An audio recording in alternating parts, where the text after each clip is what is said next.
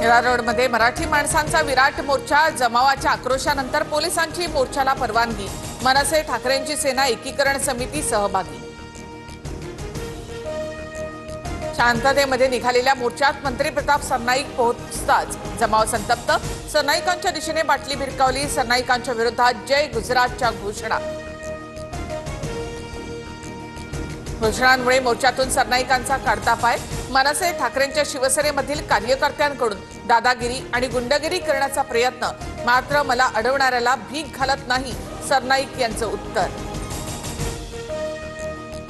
आंदोलकांनी सरनाईकांना पळवून लावण्यापेक्षा चपलेनं मारलं पाहिजे होतं, ठाकरेंच्या शिवसेनेतील राजन विचारे यांचा हल्लाबोल, तर जनतेकडून राजन विचारेंची कपड्यांसह हकालपट्टी झाली आहे, सरनाईकांचा प्रत्युत्तर। पोलिसांकडून 8 ते 9 तासात सुटका होताच मनसे नेते अविनाश जाधव मोर्चामध्ये सहभागी, मराठी माणसाच्या नादी लागाल तर याद राखा, जाधवांचा मीरा भाईंदरचे भाजप आमदार नरेंद्र मेहता यांना इशारा।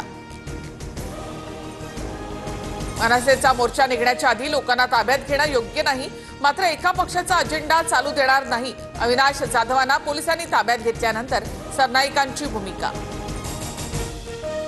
मराठी मोर्चाला परवानगी नाकारल्याच्या वादात सरकारचं एक पाऊल मागे, परवानगी का नाकारली याबद्दल फडणवीसांकडून पोलीस महासंचालक रश्मी शुक्ला यांना विचारणा। सरकारच्या दहशतवादापुढे आम्ही झुकणार नाही, संदीप देशपांडेंनी ठणकावलं, तर गुजराती व्यापाऱ्यांच्या मोर्चाला परवानगी आम्हाला का नाही, देशपांडे यांचा सवाल। सरन्यायाधीश भूषण गवईंचा महाराष्ट्र विधिमंडळातर्फे सत्कार, सरन्यायाधीशपदी नियुक्ती झाल्याबद्दल अभिनंदनाचा प्रस्ताव एकमतानं मंजूर।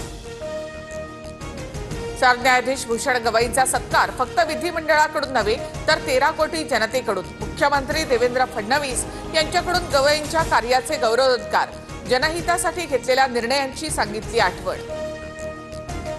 सहकाराप्रमाणे अनेक महत्त्वाची खाती आपल्याकडे, सगळ्या जागा लढवायच्या हिशोबानं कामाला लागा, नंतर मित्रपक्षांसोबत बोलू, अजित पवार यांचं कार्यकर्त्यांना आवाहन।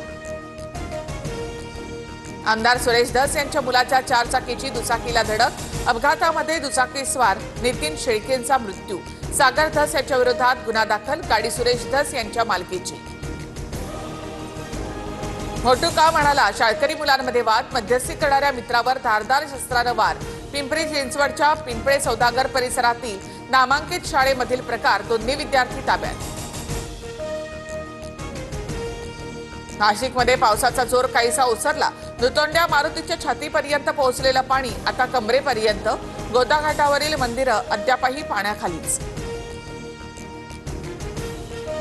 पाकिस्ताननंतर इस्रायलकडून डोनाल्ड ट्रम्प यांच्यासाठी नोबेल पुरस्काराची मागणी, इस्रायलचे पंतप्रधान नेत्यानाहू यांच्याकडून नोबेल पुरस्कार समितीला नामांकन पत्र। हुती विद्रोह्यांनी केलेल्या हल्ल्यामध्ये ब्रिटनचं जहाज बुडालं, लाल सागरमधील हल्ल्याची दृश्य समोर, सुरक्षा जवानांकडून सुद्धा प्रतिहल्ला, जहाजावरील क्रू मेंबर्सना वाचवण्यात यश।